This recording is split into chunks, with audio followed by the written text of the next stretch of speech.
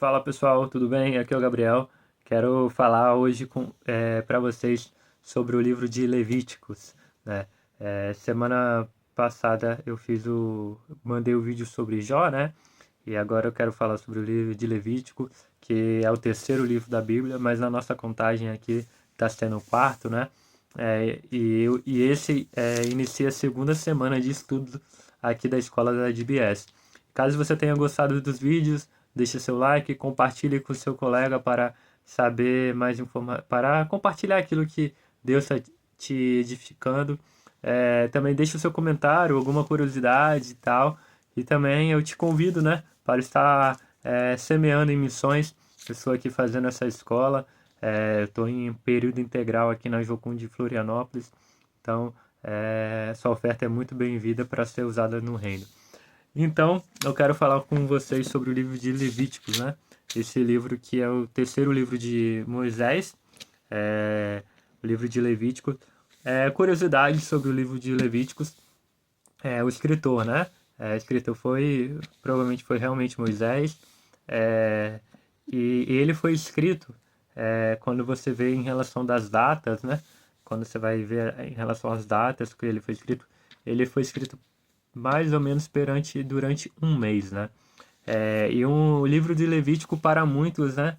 É um livro bem enjoado de ler, bem chato, porque ele fala muito da parte das ofertas, né? Da parte de sacrifício ali, né? Da parte do templo. Mas uma das coisas muito importantes do livro de Levítico é que o livro de Levítico ele é bem pedagógico, vamos dizer assim. Porque, como eu tenho contado, né, o povo tinha acabado de sair do período de escravidão, eles estavam andando ali no deserto. Esse período para o povo, eles estavam recebendo aquilo que o Senhor estava estabelecendo para eles, o povo de Israel. Eles eram um povo, mas eles tinham acabado de receber leis e precisavam das terras. E aqui é a parte cerimonial também, né?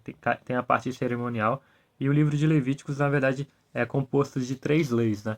A cerimonial, a civil, que também é composto nos outros livros, né? Tanto um pouco é falado um pouco em Êxodo, é falado também em Deuteronômio, que Deuteronômio daqui a pouco a gente chega lá, e também as leis morais. E o que acontece? Esse livro ele é dividido em três partes, né? Ele é até o capítulo de 1 a 16, 1 a 16, eles falam todo esse processo, né, do templo, em relação a essa parte, né, das leis de santificação do templo, dos holocaustos, das ofertas, né, que é esses sacrifícios, né, que a lei exige, né.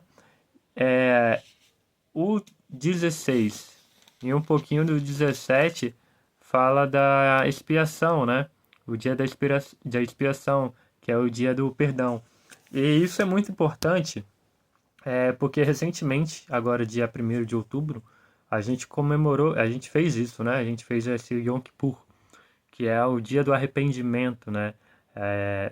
Todos os dias, nós devemos estar diante do Senhor e se arrependendo pelos nossos pecados. Mas existe um dia especial para que o povo se arrependa pelos pecados da nação. Então é um dia que nós precisamos separar para estar neste lugar junto com Deus, buscando um arrependimento. E é explicado mais aqui, né, nesse capítulo 16 16 e 17, né? Que é o Yom Kippur, que até hoje os judeus e nós também podemos fazer. E por que eu estou falando isso?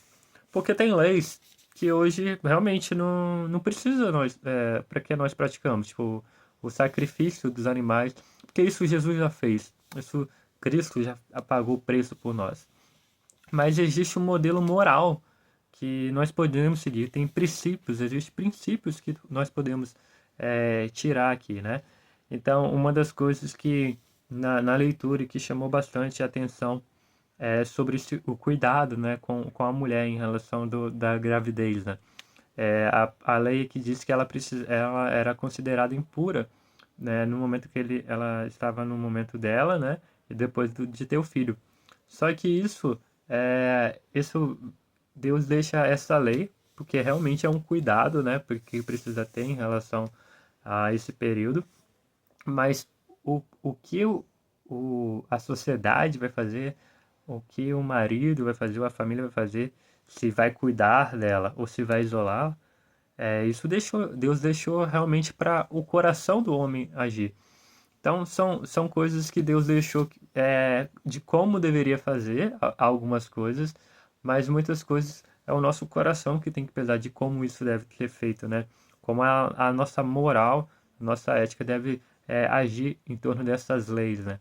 Então, tem muitas leis que nós devemos olhar para elas hoje, olhar e interpretar os princípios, e praticá-los, porque são princípios que vêm direto de Deus.